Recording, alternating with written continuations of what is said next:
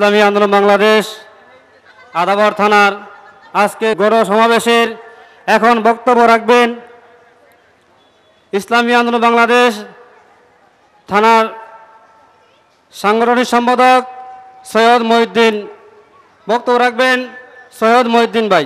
ইসলামী আন্দোলন বাংলাদেশ আদাবর থানা শাখা কর্তৃক আয়োজিত আজকের এই গণসমাবেশের প্রধান অতিথি হিসাবে থাকবেন এই দেশের লক্ষ কোটি জনতার আধ্যাত্মিক ও রাজনৈতিক রাহবার,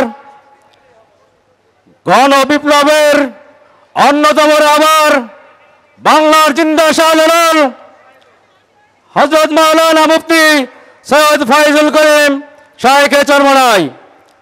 আজকের সমাবেশে প্রধান বক্তা হিসেবে উপস্থিত থাকবেন ঢাকা মহানগর উত্তরের সংগ্রামী সভাপতি অধ্যক্ষ হাফেজ মাওলানা শেখ ফজলে বারী মাসুদ।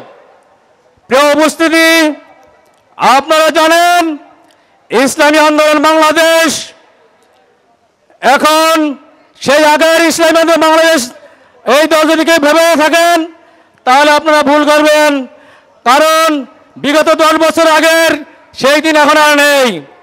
আপনারা জানেন বিগত ছাত্র জনতা বিপ্লবের প্রধান রাহবার ছিল শাইখে চরমনাই। তিনি যেদিন এই দেশের 144 ধারা ভেঙে লক্ষ জনতা নিয়ে রাজপথে উদারত সবাই যখন রাজপথে একযোগে এগিয়ে আসলো, তখন কিন্তু এই স্বৈরাচার হাসিনা এই দেশ থেকে পালায়ন করতে বাধ্য হয়েছে।